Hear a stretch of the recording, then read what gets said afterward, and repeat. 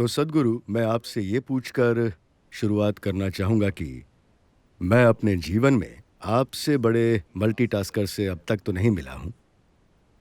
आप लोगों के साथ अच्छी बातें साझा करते हैं, लाखों लोगों के साथ, और आप गोल्फ खेलने के लिए भी समय निकाल लेते हैं। एक चैंपियन की तरह मोटरसाइकिल भी चलाते हैं। मुझे नहीं पता आप और क्या-क्या करते हैं। आप अपना समय कैसे आपकी वो मैनेज करते हैं, आखिरी ये बात बताइए? अच्छी बात नहीं थी। मुझे नहीं पता कि आप और क्या-क्या करते हैं। ये ठीक चीज़ नहीं है। नहीं, मैं वास्तव में हैरान हूँ। और ऐसे भी लोग हैं जो बहुत व्यस्त रहते हैं, या हमें ऐसा लगता है कि हम व्यस्त लोग हैं। हम जानना चाहते हैं कि आप अपने टाइम को कैसे मैनेज करते हैं, और आप हमें किस तरह की सलाह देना चाहते हैं, ताकि काम के अलावा का हमारा जीवन ज़्यादा सार्थक हो सके, ताकि आप जैसा सार्थक जीवन जीते हैं, हम उसके थोड़ा और करीब पहुँच सकें। जब मैं लोगों को देखता हूँ, जैसे-जैसे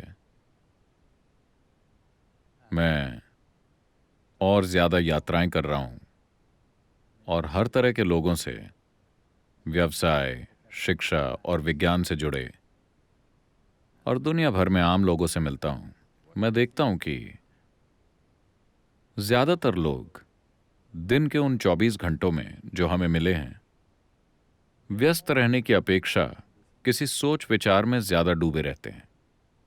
मतलब ये कि उनके अपने विचार और उनकी अपनी भावनाएं इतना बड़ा मुद्दा है कि उनका ज़्यादातर वक्त उनसे निपटने में लग जाता है। हो सकता है कि वो काम कर रहे हों, लेकिन काम के दौरान भी उनके भीतर काफ़ी संघर्ष चलता रहता है। अगर आप किसी भी तरह के खेल या रचनात्मक कार्य में हैं, तो आपको पता होगा कि थोड़े से भी संघर्ष का मतलब होगा कि आपकी बॉल कहीं और चली जाएगी, आपके राग ताल कहीं और चले जाएंगे, आपकी पेंटिंग कहीं और चली जाएगी, कुछ भी ठीक से नहीं होगा। Or in other words, what could happen very simply, unfortunately happens with lots of difficulty. या दूसरे शब्दों में, जो चीज बड़ी आसानी से हो सकती है, दुर्भाग्य से बड़ी मुश्किल से होती है। मुख्य रूप से ऐसा इसीलिए है क्योंकि उन्हें एक असाधारण गैजेट या एक कमाल की मशीन दी गई है जो कि मानव तंत्र है, और उससे भी बढ़कर दिमाग नाम की एक जबरदस्त चीज मिली हुई है।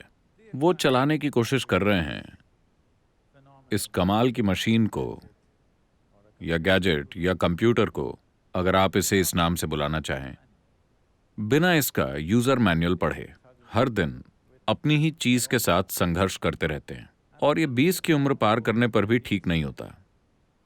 अपने आखिरी दिन तक, अपनी मृत्यु शैया पर भी वो उन्हीं चीजों से जूझते रहते हैं, अपने विचारों और भावनाओं से। अगर वो अपने जीवन में इसे संभालना जल्दी सीख लें, तो मुझे यकीन है कि वो अपना काम जितने घंटों में खत्म करते हैं उससे आधे समय में खत्म कर सकते हैं, और वो अभी जितने प्रोडक्टिव हैं उससे कहीं ज्यादा हो सकते हैं। मेरी कोशिश यही है कि मैं लोगों की जिंदगी में ये संभावना ला सकूं ताकि आप सहजता से जीवन जी सकें, संघर्ष के साथ नहीं। एक चीज ये है, जब हम काम कहते हैं, बहुत से युवा लोग शानदार लोग हैं जिनको उनके शानदार काम के लिए पहचान मिल रही है। उनके अलावा आमतौर पर काम का हमेशा मतलब रहा है, लोगों को सिखाया जाता है कि उन्हें कड़ी मेहनत करनी चाहिए। किसी ने उनको ये नहीं बताया कि उन्हें खुशी खुशी काम करना चाहिए। किसी ने उनको ये नहीं बताया कि उनके काम में उनकी खुशी या उनका प्रेम जाहिर हो। बस उन्हें कड़ी मेहनत करनी है। अगर आप कड़ी मेहनत करते हैं तो आपका जीवन नीरस हो जाएगा। ये कुछ दूसरा हो ही कैसे सकता है? आप किसी काम को कड़ी मेहनत के साथ सिर्फ तभी करेंगे जब आप नहीं जानते कि इसे कैसे करना है। अगर आप जानते कि इसे कैसे करना है तो आप इसे आसानी से करेंगे। तो ये बिना सीखे कि कोई काम कैसे करना है, अगर आप इसे करने की कोशिश करते हैं, अपने बोध को बढ़ाने में पर्याप्त समय नहीं लगाते और जीवन सिर्फ अभिव्यक्ति ही है, तब जीवन एक बड़ा संघर्ष बन जाता है। ज्यादातर लोग आजीविका कमाने के अलावा कुछ भी नहीं कर रहे हैं, और शायद बच्चे पैदा करना और एक दिन मर जाना, और कुछ नहीं। उनको लगता है कि वो कई चीजें कर रहे हैं, लेकिन असल में वो बस यही सब कर रहे हैं, खाना, सोना, बच्चे पैदा करना और एक दिन मर जाना। और ये भी कितना बड़ा झमेला है। हर दूसरा जीव इसे सहजता से कर रहा है, एक केंचुए से लेकर एक कीड़े तक, हर पशु पक्षी भी, हर कोई ये कर रहा है। ये सब अपना भोजन जुटाते हैं, वो खाते हैं, वो सोते हैं, वो पैदा करते हैं और वो मर जाते हैं। हमसे लाख गुना छोटे दिमाग के साथ भी वो ये सब कर पाते हैं। इतने बड़े दिमाग के साथ इंसान संघर्ष कर रहे हैं, उन चीजों के साथ नहीं जो वो कर रहे हैं, बल्कि अपने दिमाग के साथ ही संघर्ष कर रहे हैं। उनकी अपनी बुद्धि एक गंभीर समस्या बन गई है।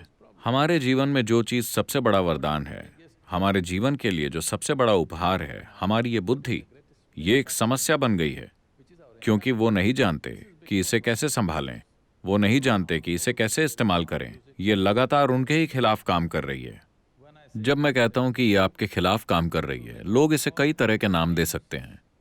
इसको बताने के लिए कई तरह के शब्दों का प्रयोग कर सकते हैं। वो इसे स्ट्रेस कह सकते हैं, टेंशन कह सकते हैं, दुख कह सकते हैं, डिप्रेशन कह सकते हैं, घबराहट कह सकते हैं, पागलपन कह सकते हैं।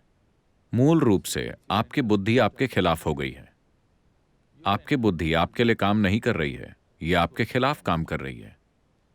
तो मेरा मूल काम यह है कि कम से कम आपका शरीर और आपका दिमाग आपके लिए काम करे। हो सकता है कि कोई दूसरा आपके लिए काम ना करे, इससे फर्क नहीं पड़ता। कम से कम आपके शरीर और आपकी बुद्धि को आपके लिए काम करना चाहिए। अगर ये एक चीज ठीक हो जाती है तो आपके लिए प्रसन्नता से, शालीनता से, कारगर तरीके से जीना एक स्वाभाविक नतीजा होगा।